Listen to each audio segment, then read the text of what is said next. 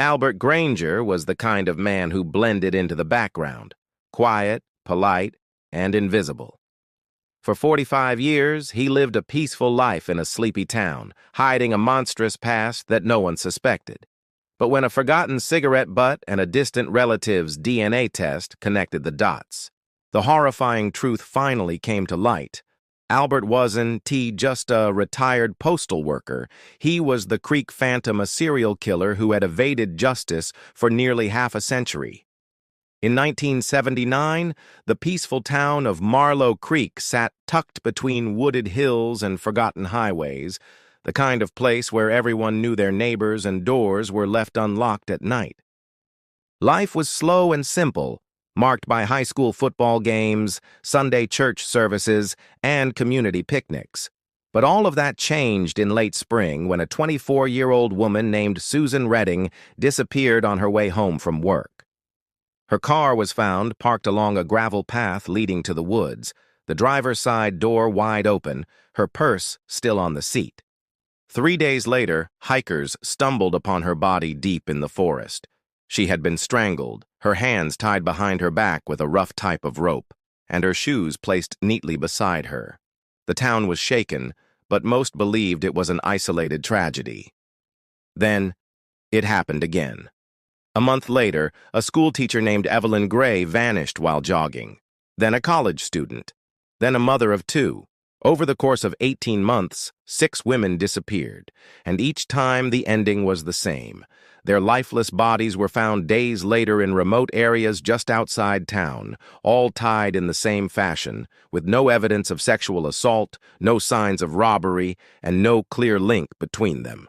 The killer left behind no fingerprints, no hair, and no personal belongings. There was no DNA testing in those days, only gut instincts and tireless footwork. Fear consumed the town. Curfews were set, women walked in groups, and families installed locks they never thought they'd need. But the killer was always one step ahead. Investigators from the state and even the FBI joined local police in the search, but every lead dissolved into nothing. They interviewed ex-boyfriends, co-workers, strangers seen near the crime scenes, but the truth stayed hidden.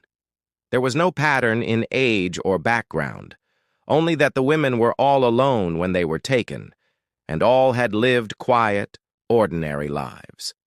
As the seasons changed and another year passed, the killing suddenly stopped. No one knew why. Some theorized the killer died or was imprisoned for another crime. Others believed he had simply moved on to another town, another state, ready to start again. The case grew cold. Files were boxed up, photos sealed, and evidence stored in aging lockers. Families of the victims were left with no closure, just faded memories and unanswered questions. Eventually, Marlow Creek stopped talking about the murders. New residents came in, businesses opened, and the town moved forward. But beneath the surface, fear lingered. The name Creek Phantom became folklore, a grim tale told to warn children not to wander alone. To many, it was just a shadow from the past, but the families who lost daughters, sisters, and mothers never forgot. They kept calling, writing letters, hoping for news that never came. And somewhere out there, the killer walked free, buried in time, convinced he would never be found. Albert Granger had lived a quiet life for decades, tucked away in the small town of Elmsworth, just 2 hours north of Marlow Creek. On the outside, he appeared harmless, even dull. A retired postal worker, he spent his days tending his backyard garden, feeding stray cats, and occasionally fishing at the lake. He attended church every Sunday, nodded politely to neighbors, and lived in the same modest home for over 30 years. No one suspected him of anything beyond being unusually quiet. He kept to himself. But in a town full of retirees and second-chance dreamers, that wasn't unusual. Albert's life was uneventful, but that was exactly how he wanted it. Hidden inside his attic, buried beneath insulation and old holiday lights, was a rusted metal box. Inside it were yellowed newspaper clippings from the late 1970s, each carefully folded and organized. There were photographs of wooded areas, handwritten notes, pieces of rope, and 6 small personal items that once belonged to the victims. Items that had never been listed in police reports, trinkets only the killer would have known to take. The box was more than a collection. It was a shrine. Once a year, always on the same date, Albert climbed into the attic, opened the box, and sat with its contents in silence. It wasn't nostalgia. It was control.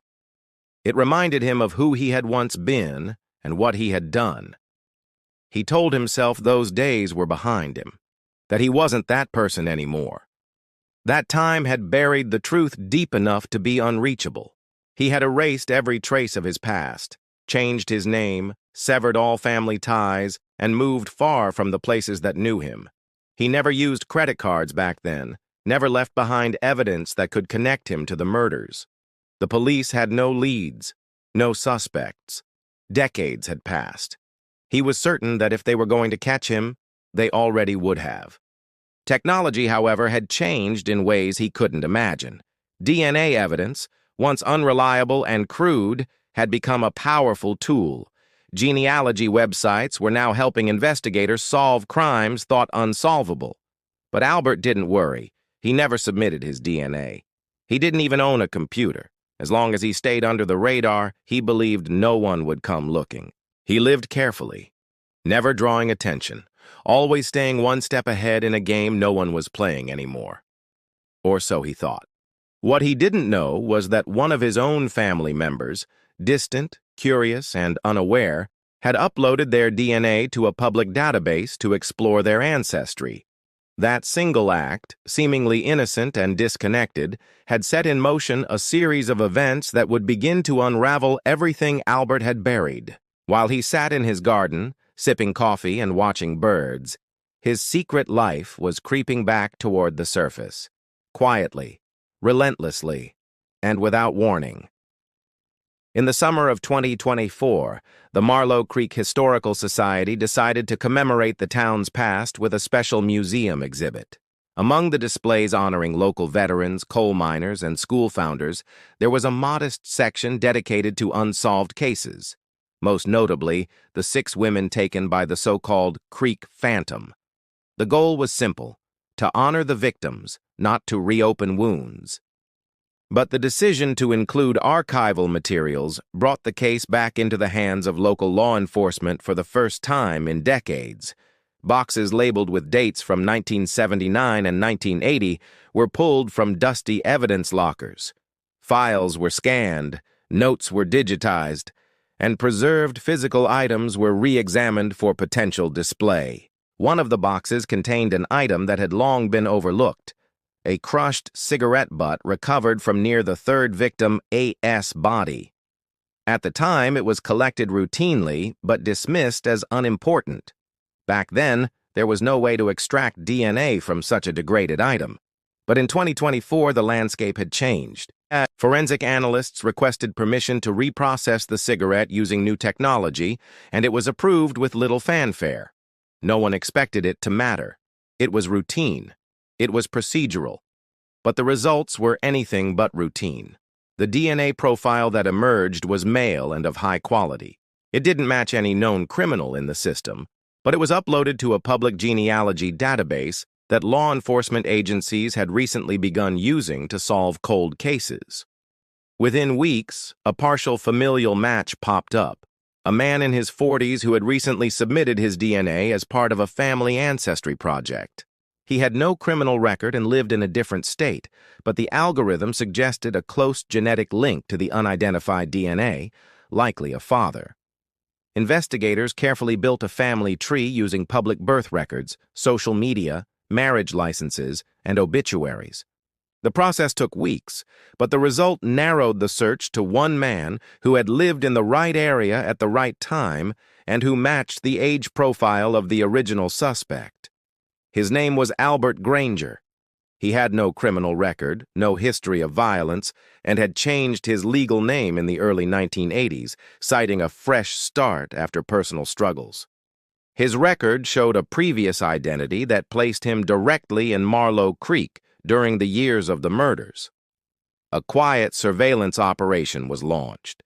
Agents collected trash from outside his home and retrieved a used coffee cup discarded at a local diner he frequented every Wednesday morning. When the results came back, the DNA was a perfect match to the profile from the cigarette butt found near the third victim. It was definitive. After 45 years, the Creek Phantom had a name. The killer had unknowingly left behind a piece of himself at a crime scene, and the science that didn't exist in 1979 had finally caught up to him. The illusion of safety he had clung to for decades was beginning to crack. Albert Granger was making his morning tea when the knock came at his door. He moved slowly, not from fear, but from habit. At 75, each step was measured, his joints stiff from age. He opened the door to find federal agents standing on his porch, dressed in plain clothes but unmistakably official. They didn't need to say much. The warrant was signed. The evidence was strong. The man who had hidden in plain sight for over 4 decades was finally being taken in. Neighbors watched from windows as the quiet old man was led away in handcuffs. Some stood in disbelief. Albert had lived on that street for over 30 years. He helped shovel snow, brought soup to the sick, and never raised his voice. No one imagined the man who clipped roses every Saturday morning had once hunted women in the dark. But the truth was no longer a rumor. It was now documented in lab results, in digital files, and in photos matched to rope patterns and crime scene layouts. At the station, Albert said nothing. He did not protest. He did not ask why. He simply sat in silence, his face blank, as agents laid out evidence in front of him. Images of the victim's scans of the newspaper clippings found in his attic and the DNA match report that tied him to the crime scene. For the first time in decades, Albert was no longer in control of his secret. The world had found its way into the darkness he had sealed off. The interrogation room remained silent for hours. Investigators hoped he would confess, or at least acknowledge the truth. But Albert stayed still, eyes locked on the table, not even blinking at the mention of names he surely remembered. He had cataloged their lives, stalked their routines, and taken them in the most methodical, calculated ways. But now, he seemed like a shell, drained of that presence he once carried in the shadows. The discovery of the evidence box in his attic had only strengthened the case. The personal items matched descriptions from families who had never known what happened to their loved ones. Belongings.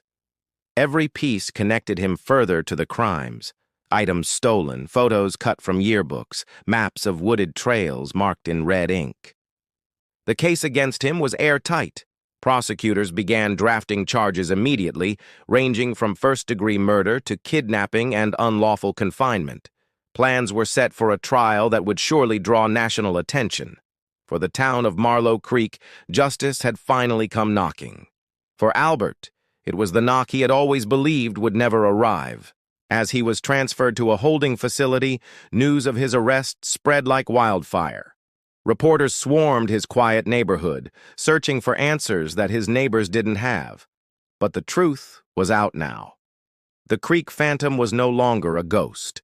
He was a man, aging and alone, finally facing the weight of what he had done.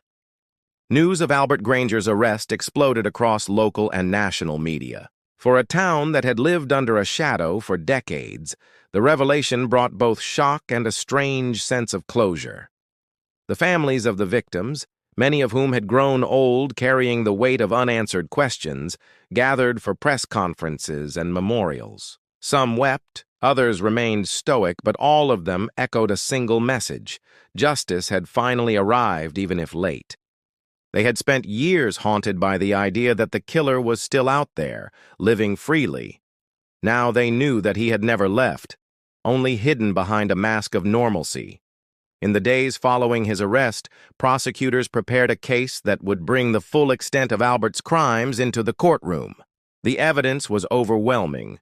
DNA, physical trophies taken from victims, handwritten notes detailing the murders, and patterns that matched each crime scene. There was no need for speculation. The Creek Phantom was no longer a myth. He was a man whose past had finally caught up to him.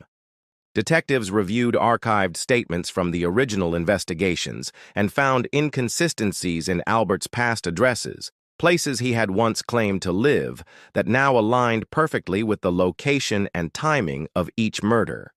Even the rope used in the killings was traced back to a discontinued brand once sold in a hardware store where Albert had briefly worked under his former name. Plans were made for a public trial. Survivors, relatives, and even retired investigators were expected to testify. Media outlets reserved courtroom seats months in advance, but the trial never came. 3 weeks after being taken into custody, Albert collapsed in his jail cell. Medical staff responded quickly, but it was too late. He was pronounced dead from a heart attack later that evening.